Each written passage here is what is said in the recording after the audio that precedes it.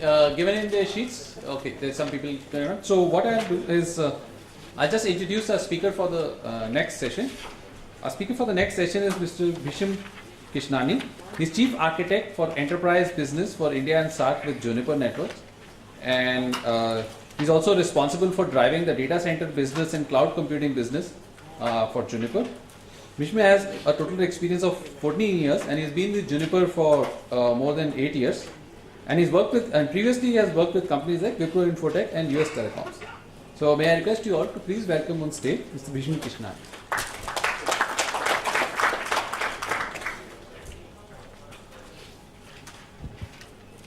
Morning, everyone. Can you guys hear me? Okay, great. So for the next 40 minutes, we're going to be talking about next generation campus networking. Let's have the session more interactive because otherwise, I know it's a long day today. You have a day tomorrow also, so I don't really want to bore you with a lot of theory out here. So I've broken the whole presentation into two parts. One is I'll be talking about the trends and challenges, what we are seeing on the field with respect to what customers have been giving us inputs on. And second is what kind of solutions are prevailing in the market and what kind of solutions Juniper is offering in the market. I think Giri's already covered my profile. My name is Bhisham, just repeating the same stuff. I've been with Juniper for past 8 years and I'm responsible for driving data center and cloud computing business, and also I'm the chief architect for enterprise business.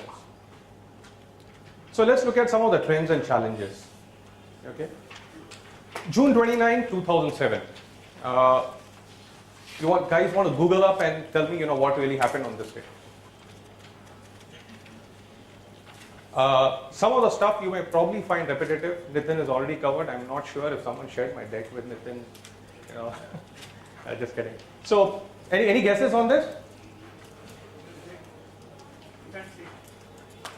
iPhone 1 was launched. Okay, I'm supposed to talk about campus networking. Why do you think I'm talking about all these things? Okay, what was so good about iPhone 1 when it actually got launched? How many of you guys use iPhones? Okay, quite a lot. How many of you guys use other smartphones, like maybe Android based? Almost everyone. Okay. So what's cool about smartphones? Easy, handy. Okay. Pardon? Collaborate better. What else? Interface. What else? Connectivity. Okay. What else? All in one device. Bingo. Okay. The first iPhone changed a lot of things. Okay. It had a full-fledged browser. Very important stuff. You could almost do everything what you could sit down and do on your PC. Okay. That was first very important thing which actually iPhone did. What happened on June 10th, 2008? Pardon? The App Store was available. Okay. What did App Store do? Pardon? Provide applications. Right. So what Apple did was they said you don't need an SDK from us. Okay. I have put the full Safari engine out there. You can write your own apps. Okay. And build and port it onto my system. I will check for you guys and then authenticate it, and then you can probably do testing and all that stuff. So what really happened with this? You have almost 5 billion connected devices today on the net. You've got 18 billion apps which are downloaded. Okay, you've got 2.1 billion internet users worldwide, and in the next 3 to 5 years, this could be phenomenal. 14 billion. Okay, from 5 to 14. Talking about 76 billion apps which are going to be downloaded, and you've got 3.3 billion users which are going to be connected to the net. Right? Phenomenal, right? Specifically, if you see the center part, 76 billion apps. Okay, we've already pulled out 18 billion. Right? Now, why should we be bothered about all these things? We're talking about building networks, right? Campus networks. Why do you think this is important? Because this is one of the client for the... Exactly. Perfect. right? So is it alarming? Is it ringing some bells? So if you look at some of the other trends, okay, one is we all know mobile internet is growing phenomenally, and I think Nitin also covered that the PC sales have almost flattened by the smartphones, handheld devices, tablets, they have phenomenally grown, right? Second is security. The definition of security is changing. It's moving from governments, .coms to you and me, right? Threats are moving away from websites onto handles. It's moving into tablets, and the targets are also changing. There has been explosive growth on most of the things. If you look at cloud, if you look at the amount of storage, look at the amount of storage, it's 22 zettabytes. Okay, and as per IDC, more than 35% of the workforce will be using mobile, okay, in this year itself. The way education and the way the networks are being built for education industry are also changing, right? How many of you guys are from education sector? Anyone from education sector out here? One, yeah. Okay. So, things are changing. I'm sure most of you guys have your kids studying, and I'm not sure if how many of you guys are still doing some part-time MBAs or things. But if you see the way today the education sector has changed is phenomenal, right?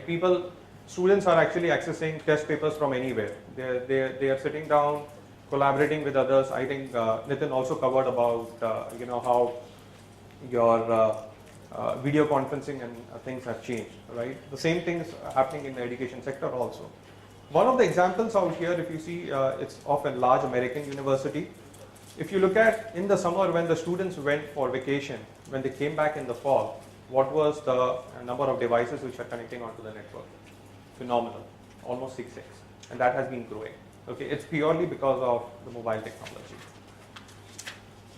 BYOD, I think again in the last session Nitin talked about, and we saw a lot of stuff on MDM, right? BYOD is something which has become a reality. There were times when people were talking about BYOD, okay, I want to understand things, but today people are implementing that. Okay, it's become a reality. If you see, 36% of organizations currently accommodate and encourage BYOD. Okay, there were times when Juniper, we ourselves used to use BlackBerry. It used to be given by that organization, but today we moved away from that. Okay, anyone can take a smartphone from the from his own pocket, and as far as he's using the MDM client ported onto it, we check the security part onto the system, and then we allow you onto the network. Okay, that's become a reality. And by end of this year, we're looking at probably 55%, and by 2014, 71% of organizations probably will move into this. So some of the drivers in the next gen campus networks, or some of the things which you should consider while building the new campuses, is more bandwidth. You're going to require more bandwidth. So people are moving away from 1 gig moving on to 10, right? Because if you look at a lot of third-party reports, the servers which are being shipped, okay, almost every second or third server which is being shipped is with 10 gig.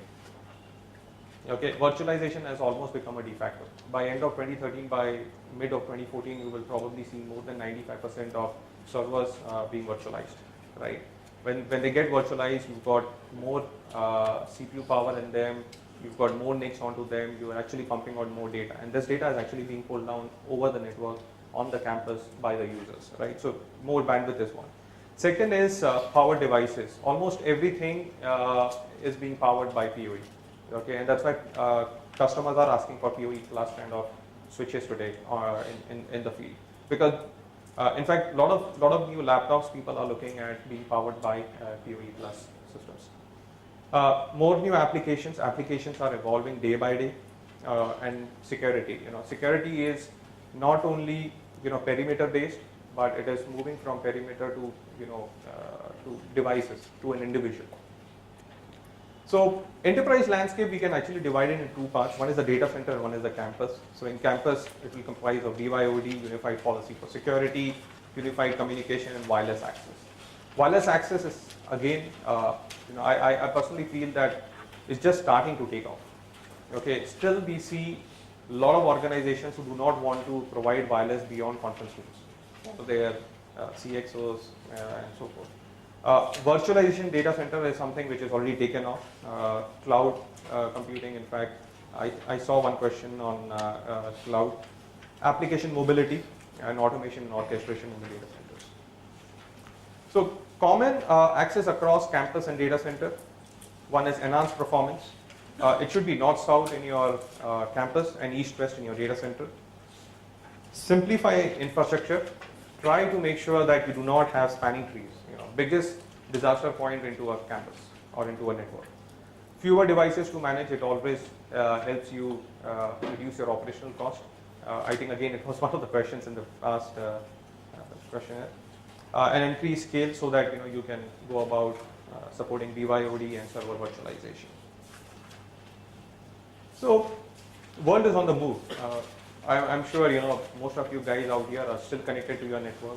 Still, sending some mails, taking calls, probably, certain guys connected over the laptops onto your own networks inside, probably, fixing few things up. So things are moving from wired to wireless. Okay, and wireless is almost becoming like a primary mean of connectivity. Most of the people are not bothered of connecting, their laptops. In fact, I sometimes don't even open my laptops for almost, a week. Most of the stuff is actually taken care by my handle and my tablet. Corporate-owned devices are being moved to mixed. There are still certain people who are using corporate, and they allow certain set of people, maybe mid-management or higher management, to use their own personal devices. Okay, that's why we're saying that mix of personal and corporate devices. But people are definitely looking at completely moving into personal device. Corporate operated applications are moving into cloud, right? And we know the reasons in the previous presentation. Again, I have some slides on them. Perimeter security is moving into a user-based security or a device-based security, right? Because you don't only need to plug security by plugging in firewalls and IPS boxes, but it's beyond that. Stable application environment, where once you build an application, you're not going to change it for next 5 years or 7 years. It's moving away from that into a very adaptable or agile application structure by providing APIs, RESTful APIs, hooks, so that you can port a lot of stuff onto it. And multiple isolated networks are moving into virtualized networks, right, where you can actually have different businesses into separate virtualized portions, rather than going about building separate physical devices for separate businesses. So world has become a campus, right? In fact, if you look at a lot of organizations, they are not even providing a fixed desk space to their employees. Specifically when you're talking about people who are on the sales side, right? Initially, there used to be some place allocated to every individual, where, okay, he comes once or twice a week, sits and fixes his stuff. But nowadays, that's not even provided. At least we are moving away from that. I know IBM doesn't do that. In fact, IBM actually promotes incentives. HP doesn't do that. Okay, a lot of organizations are moving into that space. So campus challenges. One is management. When you build a massive campus, imagine if you're building a 30,000 node campus, which is a very, very common thing into IT, ITS or BPO segment. How many of you guys are from IT, ITS and BPO segment? Okay, I see 1, 2, 3, yeah. So if you look at IT, ITS and BPO segment, these guys typically build 20, 30,000 kind of node campuses, where manageability is very, very important stuff. Upgrading these devices. Second is complexity. How simple can you keep your network? Because if you have an STP, or if you're running VRRP and HSRP, again, it causes its own set of challenges. Inefficiency. Okay, a lot of times we have seen till today, where people should be not running any kind of STP. We see people running active passive uplinks. Okay, there are so many solutions from almost every vendor, but I still fail to understand why people are running that. You actually lose out a lot of performance. because of this active-passive link. Network security, as I said, it has to be on the move. That means bind it to an individual, bind it to a user profile, bind it to a device. And then multi-tenancy is another thing. So let's look at the new network blueprint. Few principles, rather 5 principles. Build a flat and simple network. That's the first one. Let's try to keep it very, very simple.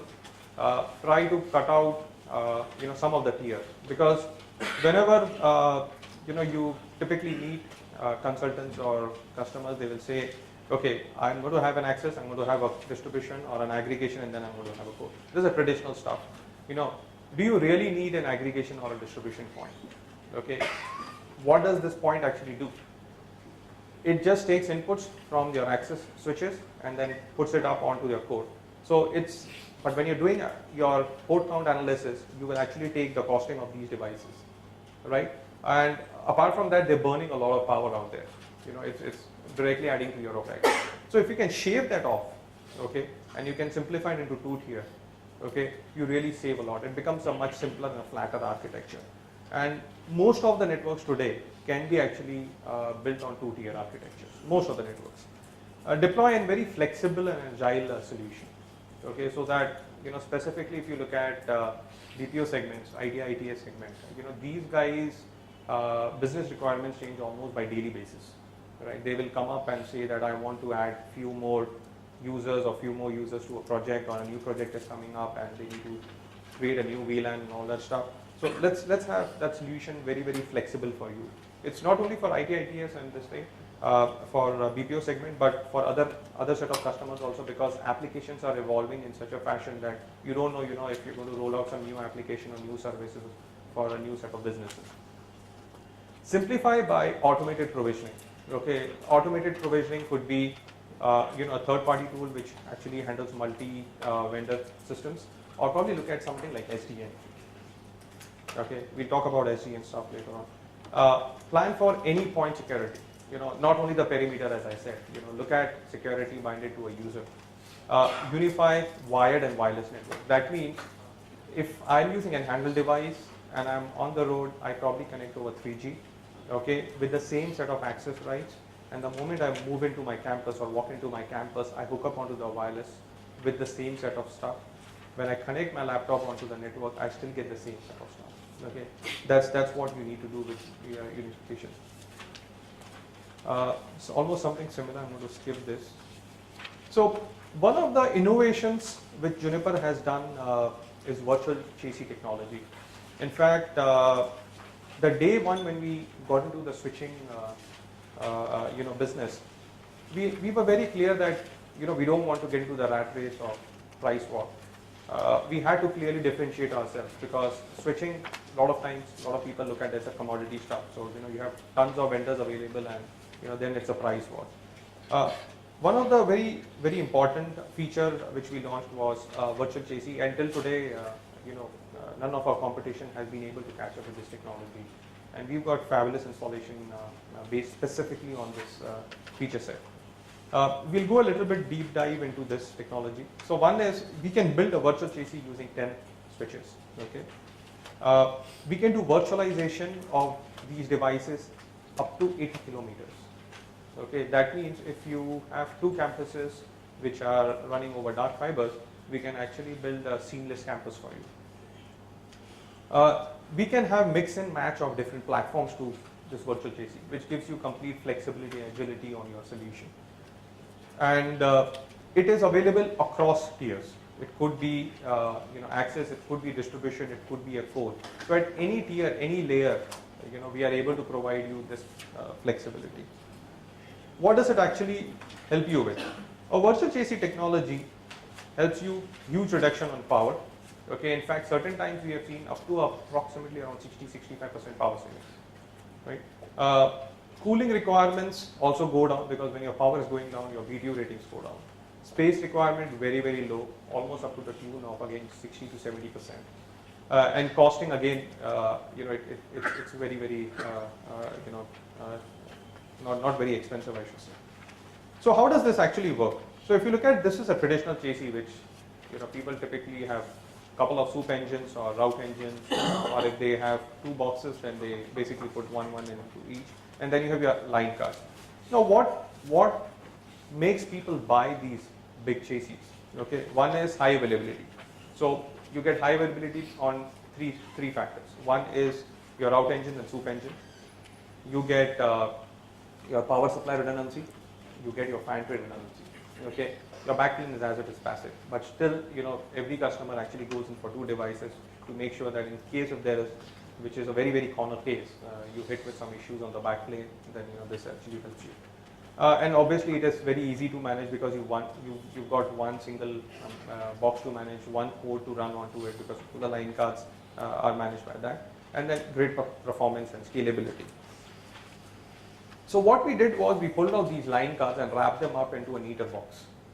Okay, and while wrapping them up, what we also did was we kept in mind about all these points, and we tried to build n plus n redundancy on the route engine. So forget n plus 1 or 1 plus 1 redundancy.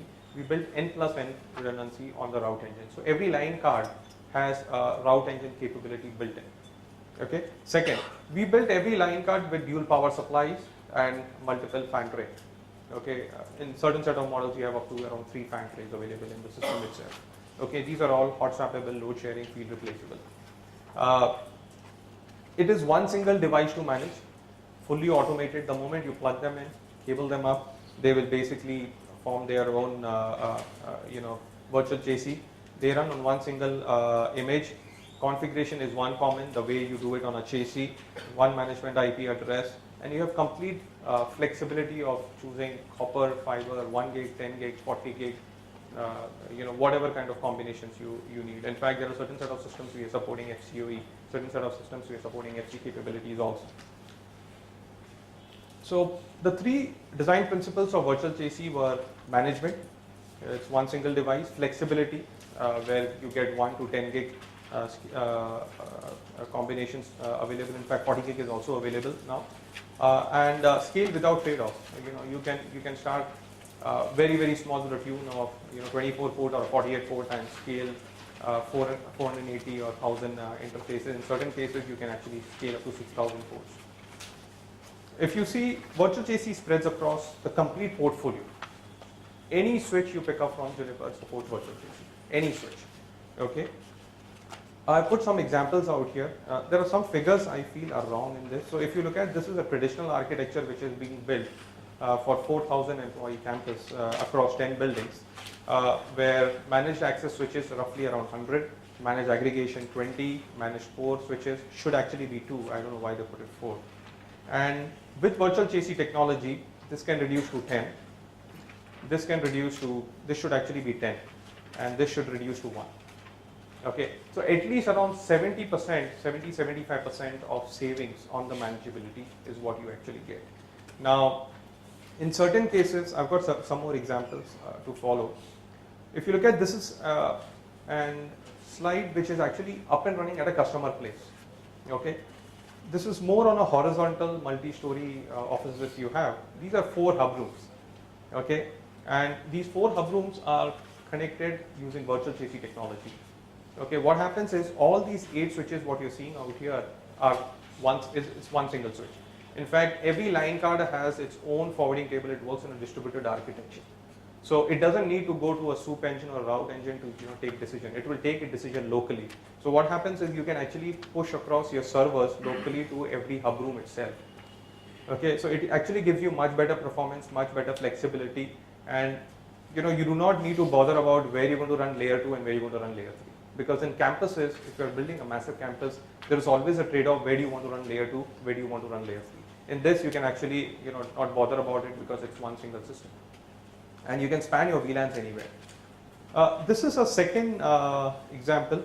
In fact, we've got almost around 10 sites with some of the large IDITs and PPO customers. These are the floors. In fact, here what we have shown is only 3 floors, but it's actually a 11-story building out here. There is one very peculiar or common point out here. Can someone pick it up for me? There's one very common stuff out here. If you look at EX4200 is mentioned everywhere. Okay, it's one single SKU running the whole campus. One single SKU. Your access, your server farm switches, your core switches. Okay, because it gives me flexibility with copper interfaces. That could be PoE, that could be non-PoE. It gives me with fiber, it gives me 1 gig, 10 gig. Okay, and it's got great scalability. Scalability up to tune, in certain cases, up to 9 TB. Okay, with a tune of 2 million packets per second kind of performance. So look at from the customer perspective. First, manageability is an ease. He's at ease. Okay. Second is pairing. It becomes so simple because I just need to manage. Have 1 or 2 boxes in the inventory. Okay, and it can actually take care of everything because my power supplies are common, my fan trays are common, my chassis are common. Okay, becomes my optics, my modules, everything is common out here. Okay, very effective. Another example out here, again a vertical campus, what I've shown previously. So you could probably use 4500s, even 8200s. The bigger chassis is what can actually participate into a virtual chassis. As we said, virtual chassis can go up to around 80 kilometers. So you can, if you have a dark fiber running, or if you have a very large campus where you want multiple buildings to be connected together, a very ideal solution. In fact, this is one of the implemented site where we've got 4 of these chassis running in 4 different buildings, and then you have an access connecting into this. So this is again a very unique stuff, right? You can actually avoid building an aggregation point. Because the reason you build an aggregation point, because you want that building to go into that aggregation, and the aggregation goes into the core. If I have a common core available across multiple buildings, okay, I do not need to build an aggregation point. Again, I do away with a lot of challenges like where do I run layer 2, where do I run layer 3, STP issues and all that stuff, right? Very unique. If you look at, none of the vendors are capable of having 4 systems specifically on the chassis front to build a virtual chassis kind of stuff. The other thing what we are seeing is programmability of switches. Okay, what do we mean by programmability? When we talk about programmability, I know a lot of customers will come back and say that, okay, almost every vendor is capable of telling us that, okay, you can write some programs onto it. Those are not programs, those are scripts. Any switch which you pick up, you can write scripts onto it to, get few functionalities in place. But there are certain stuff which you cannot do because they are hard coded onto the ASICs or the chipsets what are procured. So in a simple example I'll take is when a vendor or an OEM is building a switch, let's assume an L2 switch, he will probably go into the market to see what kind of specific chipsets are available, okay, which meets his requirement, and he picks it up and puts it. He's not going to go and buy a chipset which is probably layer 3 capable unless it's almost at the cost of a layer 2 chipset. So he's going to plug it in. Now over a period of time there are new technologies coming in, right? How many of you guys have heard about VXLAN? NVGRE, okay, because a lot of people are talking about virtualization, right? When you want to run virtualization, when you want to do vMotion, you need to extend your L2s, right? How do you go about extend your L2s if you've got a massive L3 network in place in your campus, right? How do you do that? How do you handle all these things when you're talking about new technologies like NVGRE, VXLAN coming in? So these programmable chipsets are chipsets which are capable of having a microcode written onto them, where you can actually go about pushing these new feature sets onto it. So Juniper's EX9200, which was launched almost 6 months back, have programmability on the chipsets. So these are like future-proof systems. Okay, so like NVGRE, VXLAN, okay, EVPN kind of stuff, right? These are something which are embedded on the chipsets. Okay, so these things need to be ported onto the chipset. Okay, so if you had a switch which was already fixed and it was not programmable, then what you need to do is do an upgrade onto this. At least your core switches, or if you are building a distribution and a core, then you need to make sure that you have programmability onto the switches. Virtualization.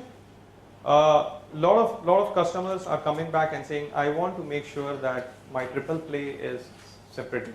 Okay, when I talk about triple play, it could be data, voice, video, it could be data, voice, maybe Wi-Fi, maybe access. So the definition may vary. Certain set of customers come back to us telling that I want different business units to be segregated. Okay, rather than physical, I want to virtualize them. So virtualization again can be taken into multiple ways. One is I can take a system and chunk it up into smaller boxes, basically chunking the control plane out. Virtualization can also be on the VLAN basis or logical basis using MPLS or VLANs. Virtualization can also be taking multiple boxes and making them one single box. So we are supporting virtualization in almost all our systems. Multi-tenancy is another one which I talked about. So as you can see, different ODCs out here can be actually plugged into multiple different logical systems or switches out here. Taking it to the next step is the SDN stuff. Video. So let's look at SDN.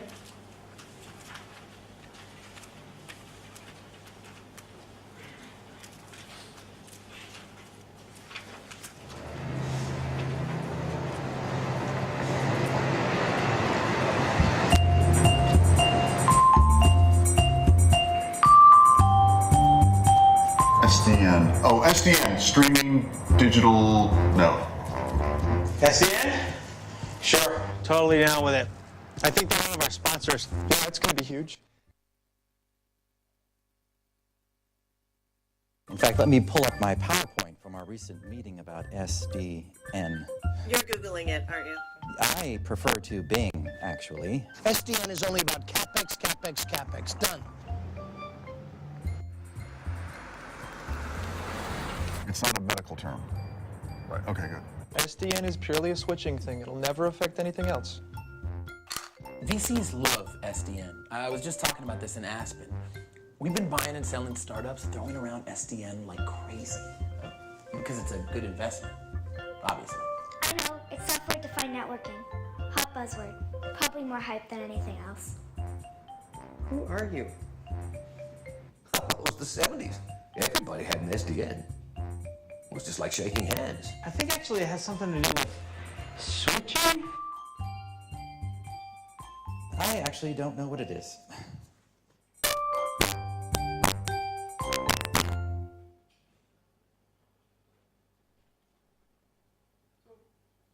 SDN, how many of you guys are actually talking to vendors on SDN? Okay, not many? Okay, so probably I'm going to get in touch with all you guys. Okay, so SDN initially was thought that it's a data center stuff, okay, but it's not so. It's also moving into the WAN and campus, big time, WAN, campus and branch. It actually helps you do a lot of stuff, okay, because we're running short on time.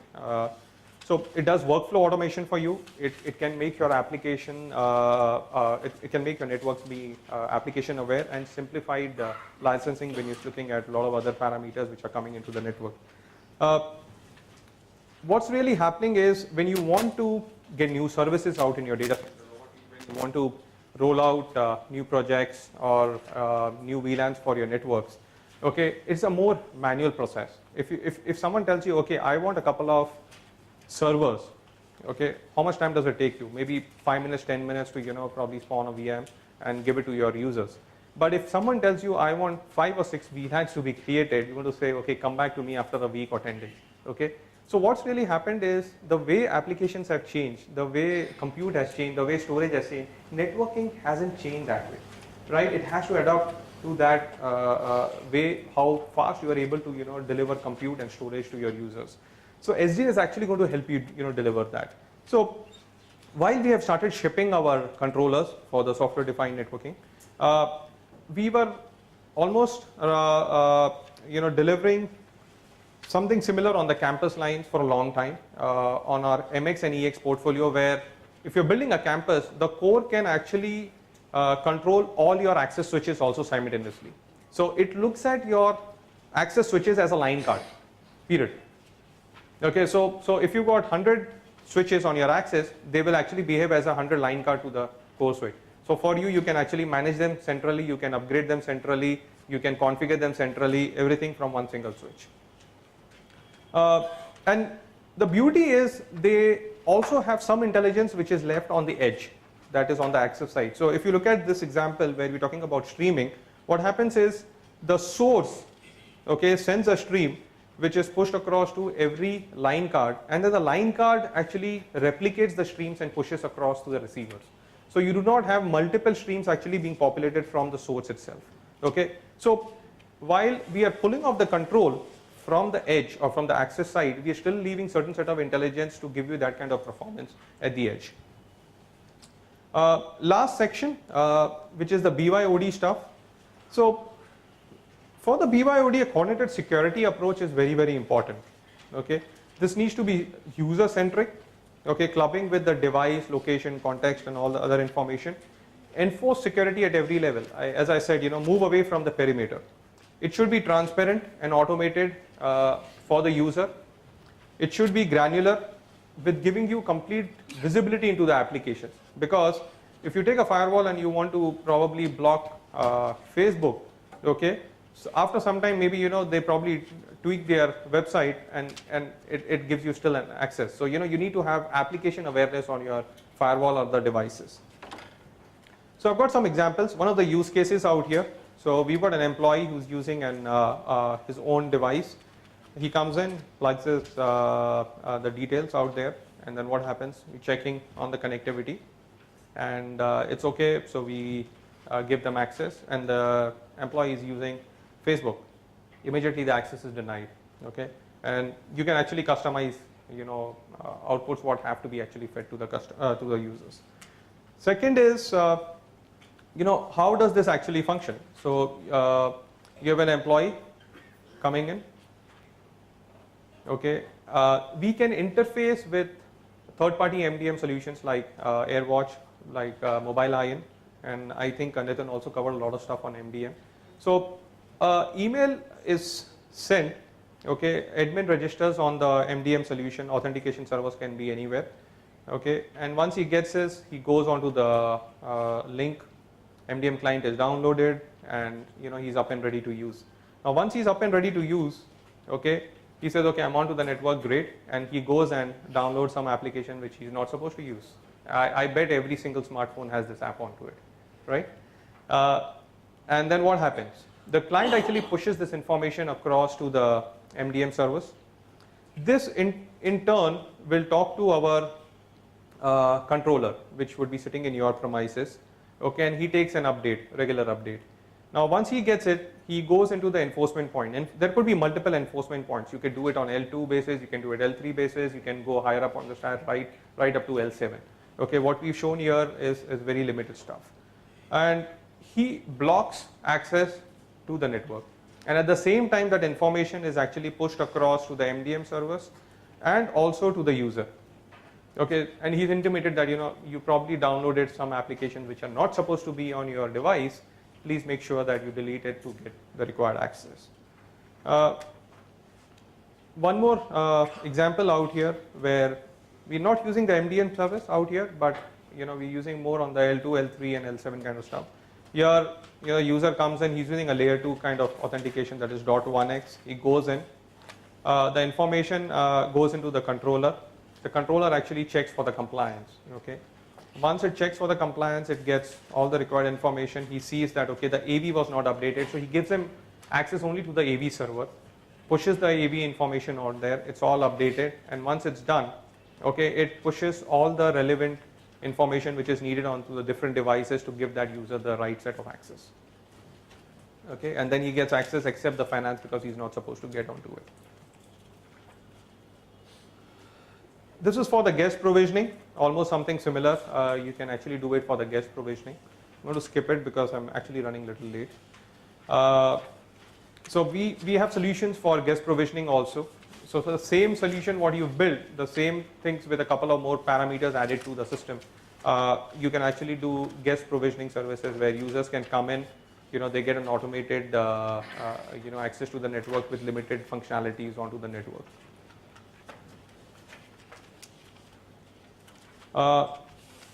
Another solution where you're sitting in a cafeteria or somewhere else where you're trying to access. So what we basically do is a very simple stuff, and I think one of the questions was there on the IPsec and SSL VPN. Something similar where you have a client onto your system, which could be a fixed or you could have a dynamic client. It goes, talks to the controller, okay, which actually builds a tunnel, which could be an IPsec or an SSL VPN tunnel. And it pushes all the compliance information and then gives access to the user on respective applications. So we also do application track on that. So you can actually figure out what applications are being used. You can also throttle them. This could be, we've got a huge list of more than I think 1,000+ applications which are pre-listed onto the system. This is what I was talking about, application visibility. So you can have view, you can do enforcement, you can do quality of service onto them. And then full life cycle management for the complete solution. Okay. So that's it from my side. If there are any questions, I can take them, or I'm around, I can take them later on. Yeah, any questions for Kishore? Yeah, I think we have a question. Okay, Mike.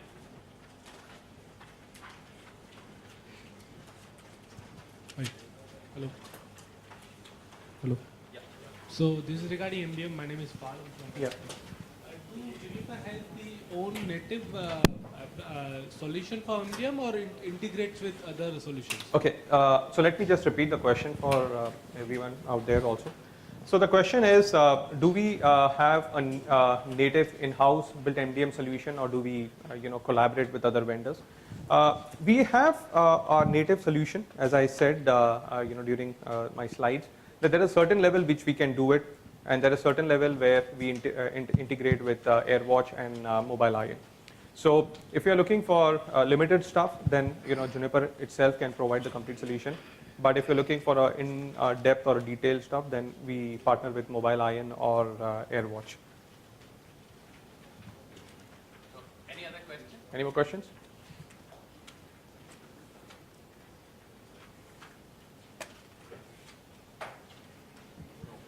Okay, thanks.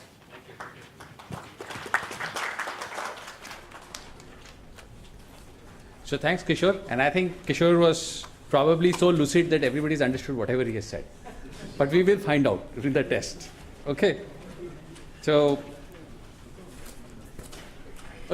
can everybody just get their sheets which has a J on top? Yeah. If people don't have it, I got some spare ones. Yeah, please put